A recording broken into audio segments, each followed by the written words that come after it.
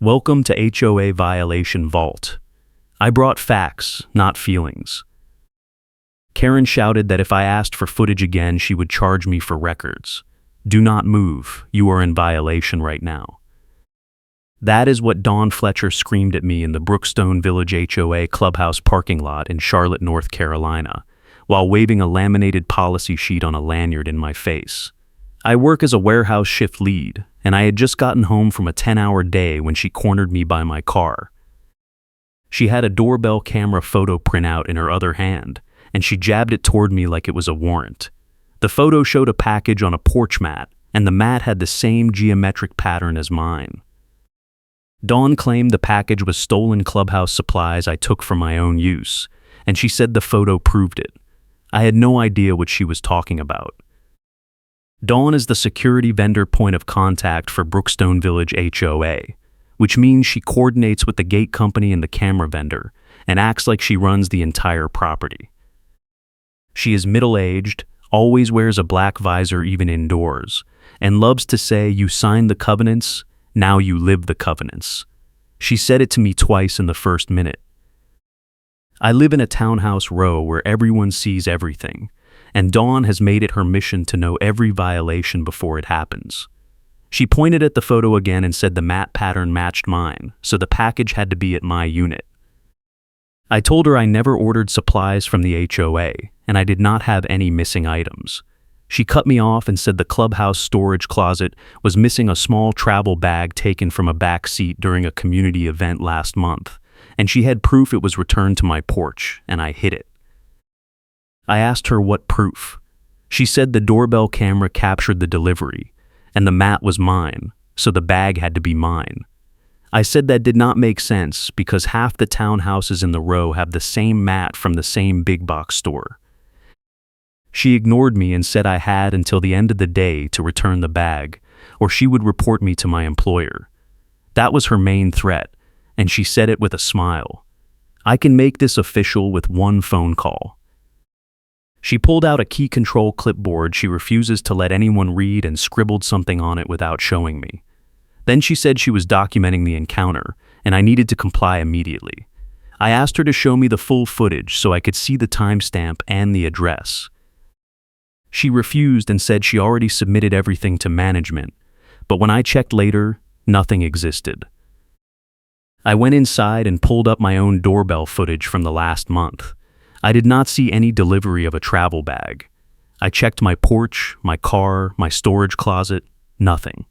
I called the HOA management office and asked if there was a theft report or a compliance case against me. The front desk clerk said there was nothing in the system. I asked about the clubhouse storage theft. She said she would check and call me back. 2 hours later, Dawn called me instead. She said I was stalling and she had witnesses who saw the bag on my porch. I asked her to name them. She hung up. Then she sent an email with a violation notice attached, claiming I failed to return association property and I was subject to immediate fines and a special assessment. The notice had today's date, but referenced a 30-day cure period that already expired. I never received the original notice. That same night, Dawn showed up at my door with a witness. It was a neighbor I barely knew, a guy named Rick who lives 3 units down. Dawn had a clipboard, and she said she was conducting a surprise inspection under the vendor coordination clause. I told her she could not inspect my home without advance notice and board approval. She said the covenants allowed vendor inspections for theft investigations. I asked to see the clause. She refused and said I was obstructing an official process. Rick stood behind her and nodded along. Dawn tried to push past me to look inside. I blocked the door and told her to leave. She said she would note my refusal in her report, and it would count as an admission. Then she left. Rick gave me a look and followed her. The next day, I got an email from management saying my access card for the clubhouse and pool gate was suspended pending resolution of the theft allegation. I could not use the gym, the mailroom key, or the guest parking without advance approval. I called the management office and demanded an explanation. The property manager, a woman named Linda, said Dawn submitted a formal complaint and recommended immediate suspension under the safety and security policy. I asked Linda if she reviewed the evidence. Linda said Dawn assured her the case was solid, and she was waiting for my response. I told Linda I never took anything and I had my own footage proving nothing was delivered to my porch. Linda said I needed to submit my evidence through the online portal and attend a vendor review meeting. I asked when the meeting was.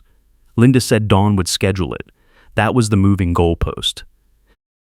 I complied by uploading my footage, and then Dawn changed the requirement by adding a mandatory in-person review with no date set. I went to the mailroom the next morning to pick up a package. The mailroom worker, a guy named Marcus, asked me if everything was okay. He said Dawn had been asking him to hand over delivery logs for my unit. I asked him if he gave her anything. He said no, because the logs are managed by the delivery company and he does not have access. He said Dawn tried to pressure him by saying it was an official HOA investigation and he could be held liable for obstruction. Marcus told her to email management if she wanted records. Then he told me he noticed a pattern. 3 times in the last 2 months, residents reported missing items from the clubhouse or the pool storage, and all 3 times Dawn was the one who filed the complaint and pushed for immediate penalties. None of the cases ever went to a hearing. They just faded away after the accused resident moved out or paid a settlement. That gave me an idea. I started asking neighbors if they knew anything about the clubhouse theft. One woman, Julie, who lives at the end of the row, said she heard Dawn accuse another resident last year of taking pool furniture cushions. The accusation went nowhere, but the resident moved out 3 months later. Julie said Dawn always had a clipboard and a witness, and she always threatened to call the police or report people to their jobs. I asked Julie if she ever saw Dawn around the clubhouse storage area. Julie said yes, all the time, usually alone or with Rick. That was interesting. I asked Julie if she would be willing to make a statement if I needed a witness. She said maybe, but she did not want trouble with the HOA. 2 days later, Dawn cornered me at the pool gate in front of 4 other residents. She said loudly, "You are banned from this facility for theft, and if you try to enter, I will have you arrested for trespassing." I stayed calm and asked her what theft.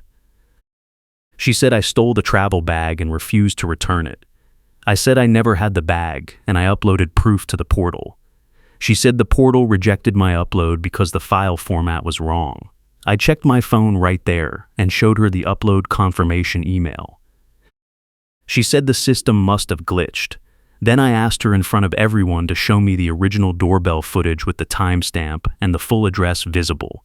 She said she did not have to prove anything to me. One of the other residents, a guy named Tom, asked Dawn if the HOA board knew about the ban. Dawn said the board delegated security decisions to her as the vendor liaison. Tom said that sounded wrong, and he was going to check. Dawn glared at him and walked away. Another resident, a security guard who lives in the complex and works downtown, told me quietly that Dawn could not order people around like that and I should file a formal complaint. His name was Kevin, and he became my extra witness later. I went home and called an attorney who does HOA disputes. She said the access suspension was legally shaky without a hearing, and the public accusation could be defamation if I could prove it was false. She said I needed to document everything and get witness statements. She also said if Dawn was stealing and framing people, I needed to involve the police at some point, but I should gather evidence first so they took it seriously. I started building a case file. I printed the upload confirmation from the portal. I saved the email where Linda said Dawn recommended the suspension. I asked Marcus to write down what Dawn said about the delivery logs. I took screenshots of my doorbell footage showing no delivery.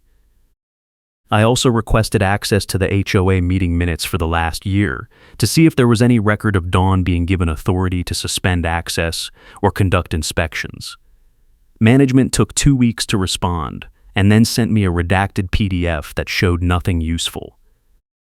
Meanwhile, Dawn escalated again.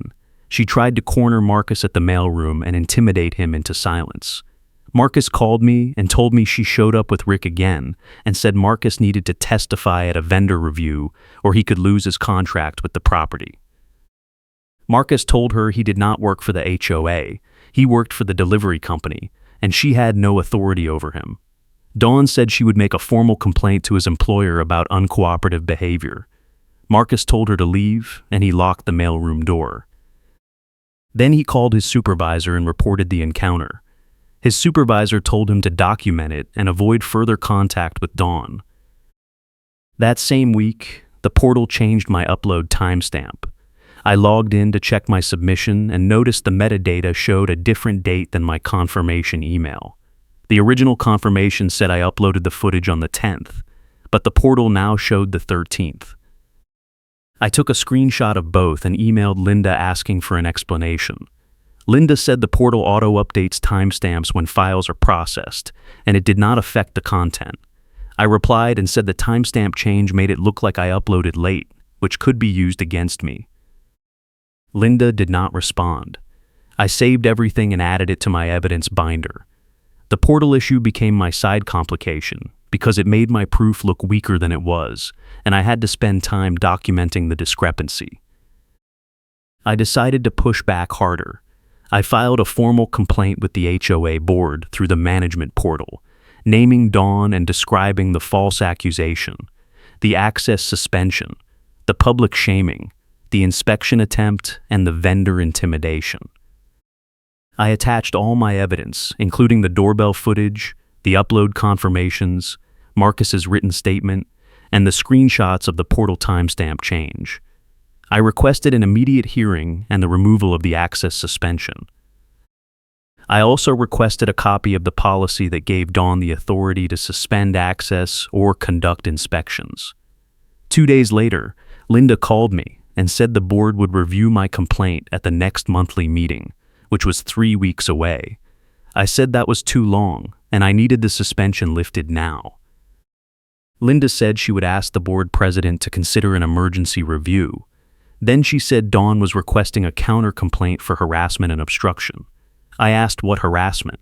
Linda said Dawn claimed I was intimidating witnesses and spreading false information about her.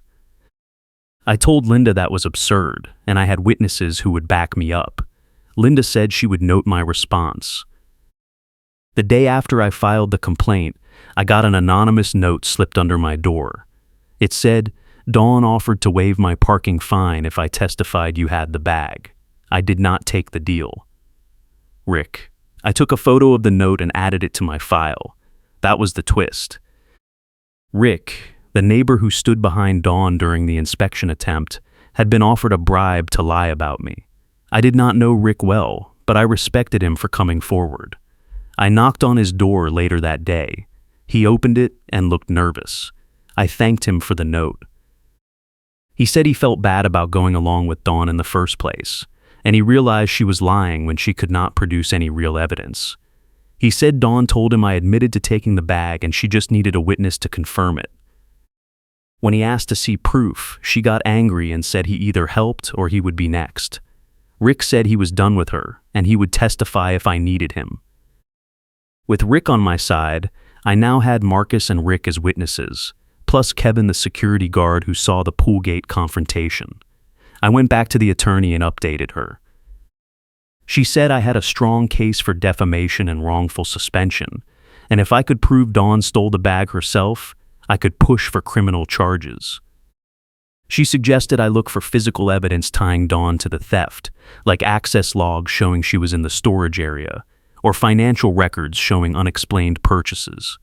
I requested the gate fob log printout from management, citing the theft investigation as the reason.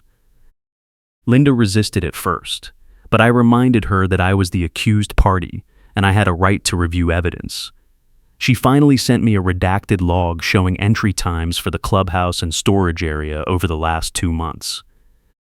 The log showed Dawn's fob was used to access the storage area 6 times in the 2 weeks before the theft was reported, always late at night or early morning when no one else was around.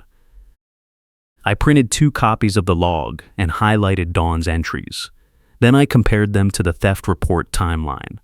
The bag was reported missing on the 15th, but Dawn accessed the storage area on the 10th, the 12th, and the 14th. If the bag was already gone by the 15th, How did she know it was missing unless she took it herself? I added the log to my evidence binder and prepared for the confrontation. I also noticed something else.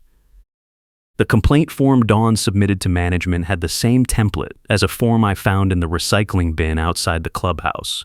Both forms had identical formatting, margins, and even the same typo in the header. Someone had printed multiple blank forms and filled them out as needed. I took both forms and held them side by side. They were exact matches. That meant Dawn had a stack of pre-printed complaint forms and she filled them out to target residents. I photographed the forms together and added them to my file. The emergency review never happened. Instead, Linda called me and said the board decided to handle the matter through a vendor coordination meeting at the management office lobby. The meeting was scheduled for the following Monday at 10 in the morning. Linda said Dawn would be there, along with the board president and a representative from the security vendor. I asked if I could bring witnesses. Linda said yes, but they had to be residents or employees with direct knowledge. I confirmed Marcus, Rick, and Kevin would come. The day before the meeting, Dawn tried one more authority theatric. She showed up at my door with a printed notice on HOA letterhead and said I was required to turn over my doorbell camera footage immediately or face a $500 fine for obstruction. I asked her who authorized the fine. She said the board did. I called Linda right there on speaker and asked if the board issued any fine. Linda said no. Dawn tried to grab my phone. I pulled it back and said I was recording. Dawn said recording without consent was illegal. I said North Carolina is a one-party consent state, and I was a party. She left. Kevin, the security guard, saw the whole thing from across the parking lot and walked over afterward. He said he could not believe what he just saw, and he would definitely testify. He also said Dawn was bluffing about the fine because only the board could authorize penalties, and vendor liaisons had no enforcement power. Monday morning, I arrived at the management office lobby with Marcus, Rick, and Kevin.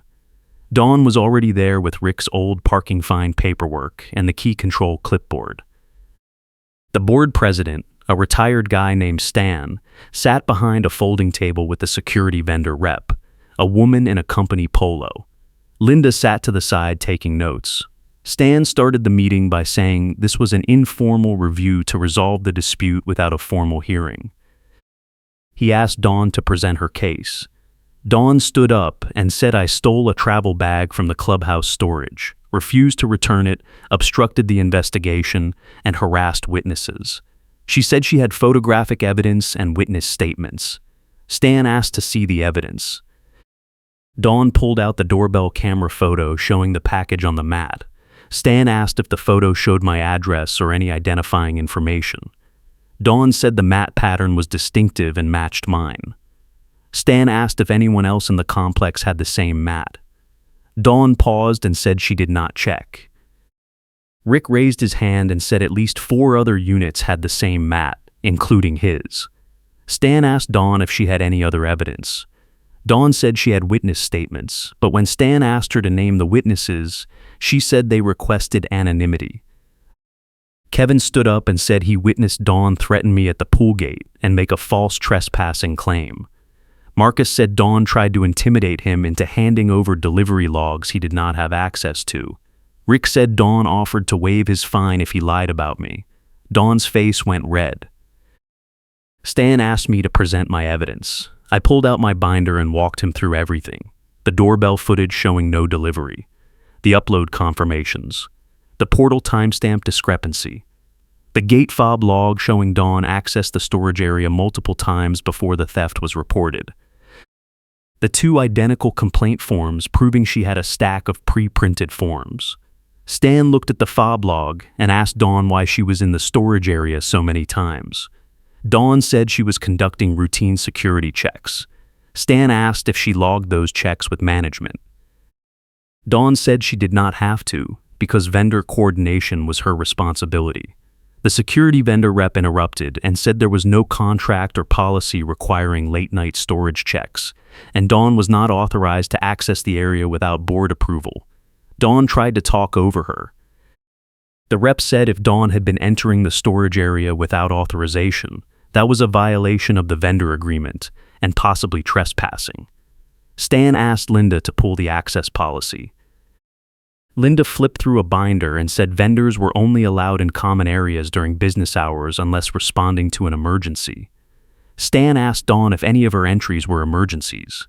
Dawn did not answer. Then I showed Stan the two complaint forms side by side.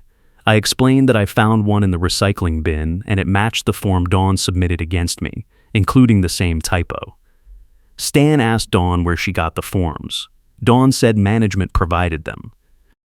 Linda said management did not provide blank complaint forms to residents or vendors, and all complaints had to be submitted through the online portal using a standard template. Stan asked to see the forms up close. He held them under the light and said they looked like someone printed them from an old template and filled them out manually. He asked Dawn directly if she fabricated the forms. Dawn said I was twisting the facts and she was the victim of harassment. Kevin said he watched Dawn try to confiscate my phone the day before and threatened me with a fake fine. Rick said Dawn told him I admitted to the theft, but she never provided any proof. Marcus said Dawn tried to get him fired for refusing to cooperate with a fake investigation. Stan put the forms down and said he had heard enough.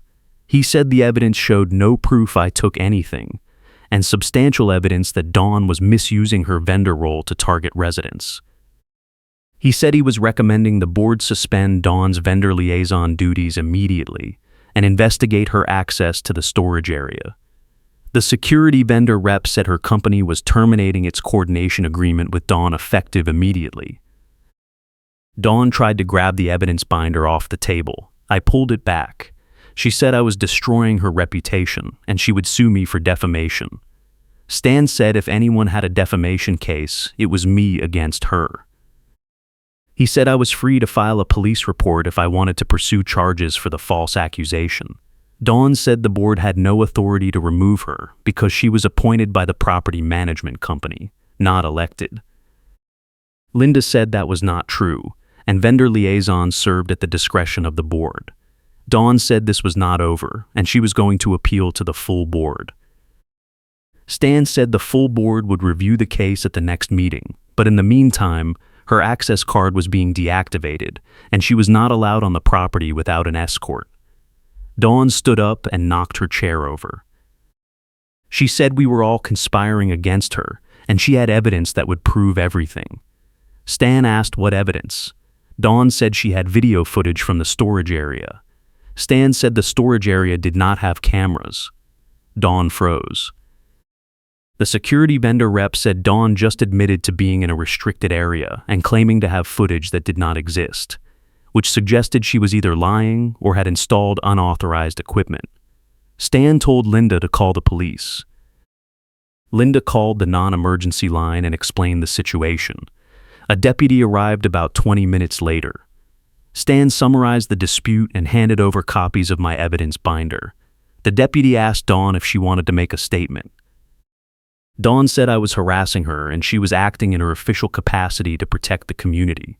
The deputy asked what official capacity. Dawn said she was the security vendor liaison. The deputy asked if that gave her law enforcement authority. Dawn said yes. The deputy said it did not, and if she made a false theft accusation, that could be filing a false report or defamation. Dawn said she had a witness who saw me with the bag. The deputy asked her to name the witness. Dawn said she could not because they were anonymous. Rick stood up and said he was the only witness Dawn ever mentioned, and she tried to bribe him to lie. The deputy wrote that down. Then the deputy asked me if I wanted to file a report. I said yes. The deputy wrote the incident number while Dawn tried to talk over me, insisting she had done nothing wrong and everyone was twisting her words. The deputy told her to stop interrupting. Dawn said she knew her rights and she did not have to listen to this. The deputy said she was free to leave, but if she continued to harass me or any other residents, she could be charged with stalking or harassment. Dawn grabbed her clipboard and walked out. The deputy finished taking my statement and gave me the incident report number. He said I could follow up with the magistrate if I wanted to pursue charges, but he recommended documenting everything and letting the HOA handle the internal discipline first. He also said if Dawn contacted me again, I should call the police immediately. Stan thanked the deputy and said the board would meet in emergency session that week to vote on removing Dawn from her role permanently. Linda said my access suspension was lifted immediately, and I would receive a formal apology from the board. The security vendor rep said her company would conduct an audit of all access logs to see if there were other incidents involving Dawn. Marcus, Rick, and Kevin all said they were willing to provide written statements if needed. I thanked them and said I could not have done it without them. We left the office together, and Dawn was gone. The next day, I received an email from Linda with a formal apology and confirmation that my access was restored. The email also said the board voted to terminate Dawn's vendor liaison role and refer the matter to the property management company for further review. The security vendor completed its audit and found that Dawn had accessed the storage area 14 times in 6 months, always outside business hours and always without logging her visits. They also found that 2 other residents had filed complaints about missing items during the same period, and both complaints were submitted by Dawn using the same pre-printed forms. The vendor recommended a full inventory of the storage area and a review of all fines and suspensions Dawn had recommended. The board agreed and hired an independent auditor. 3 weeks later, the auditor found that 5 residents had been fined or suspended based on Dawn's complaints, and none of the cases had sufficient evidence. The board refunded all the fines and issued formal apologies. They also discovered that Dawn had a key to the storage area that was never logged or returned, and the lock had to be changed. The travel bag was never found, but the auditor concluded it was likely taken by someone with unsupervised access, and Dawn was the only person who fit that profile. If you are enjoying this story, please hit like and subscribe for more real-life HOA drama and satisfying revenge stories. Dawn tried to appeal the board's decision at the next monthly meeting, but the board voted unanimously to uphold the termination. She also tried to file a complaint with the property management company, claiming she was retaliated against for doing her job. The company reviewed the case and sided with the board, citing the audit findings and the police report. Dawn was banned from serving in any HOA capacity on the property, and her access card was permanently deactivated. She still lives in the complex, but she keeps a low profile now. Rick told me she tried to recruit neighbors to sign a petition to reinstate her, but no one would sign. Kevin said she glares at him every time she sees him, but she has not said a word. Marcus said she stopped going to the mailroom and has her packages delivered to a locker instead. I still see her occasionally in the parking lot, and she refuses to make eye contact. The board also sent a community message correcting the rumor without naming me. The message said a recent investigation found no evidence of theft by any resident, and all access suspensions related to the case were lifted. It also reminded residents that only the board could authorize fines or suspensions, and vendor liaisons had no enforcement authority. The message did not mention Dawn by name, but everyone knew who it was about. Julie told me later that several neighbors apologized to me privately for believing Dawn's accusations without asking questions. Tom said he was glad I fought back, because Dawn had been targeting people for years, and no one had the evidence to stop her. I told him the key was documenting everything and finding allies who were willing to stand up. Kevin said the whole thing was a lesson in how much damage one person could do when they were given unchecked authority and no oversight. Marcus said he was just glad it was over and he did not have to deal with her anymore. Rick said he learned never to trust someone who tries to bribe you into lying. The final piece of the puzzle came a month later when the property management company completed its own internal review. They found that Dawn had been submitting fake vendor invoices for security services that were never performed, and she had been pocketing the reimbursements. The total was over $3,000. The company filed a police report for embezzlement and fraud, and Dawn was charged. She hired a lawyer and tried to argue that the invoices were legitimate, but the security vendor confirmed they never authorized the services and never received payment. Dawn ended up pleading guilty to a reduced charge and was ordered to pay restitution and serve probation. She was also banned from holding any HOA position in the state. The board updated the covenants to require background checks for all vendor liaisons and board members, and they implemented a new policy requiring dual authorization for access to restricted areas. Linda told me the changes were directly inspired by my case, and the board was grateful I pushed back instead of just moving out like the other residents Dawn targeted. I kept the evidence binder on my shelf as a reminder. Every time I see it, I think about how close I came to being another one of Dawn's victims, and how important it is to stand up for yourself even when the system feels rigged. I also think about Marcus, Rick, and Kevin, and how none of this would have worked without people willing to tell the truth. The HOA is quieter now, and the new vendor liaison is professional and transparent. I still check my doorbell footage regularly, and I keep copies of every notice and email I receive from management. I never want to be in that position again, but if I am, I know exactly what to do. A photo metadata detail that contradicts her claimed time was the final nail in the coffin, because when the police reviewed the doorbell photo Dawn used as evidence, they found the metadata showed it was taken 2 weeks after she claimed the theft happened.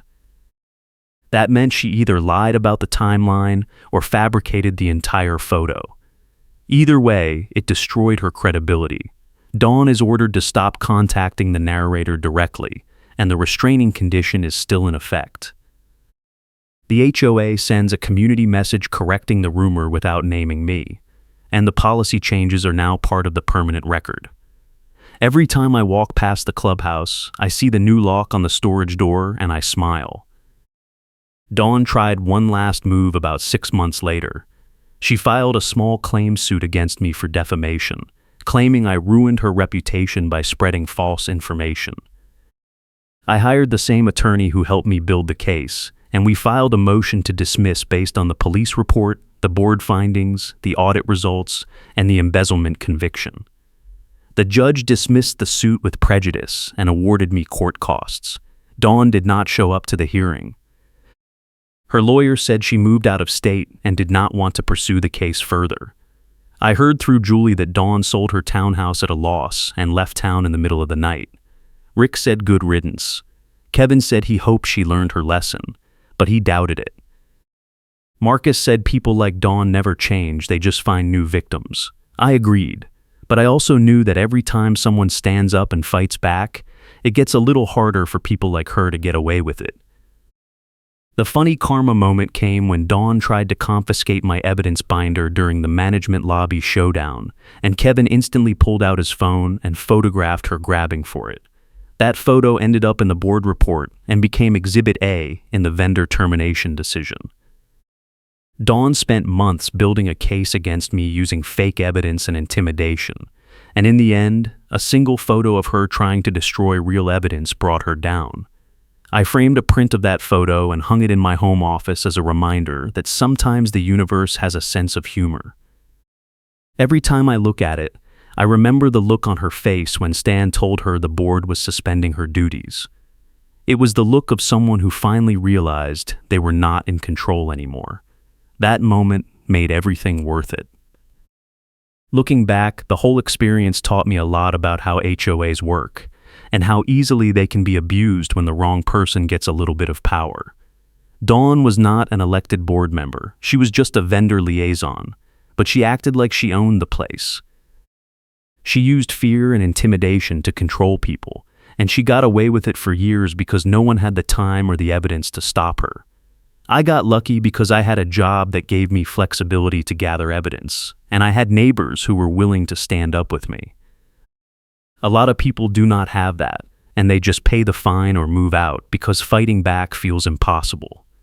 That is what Dawn was counting on. She targeted people who were too busy or too scared to fight, and she buried them in paperwork and threats until they gave up. I refused to give up, and that made all the difference.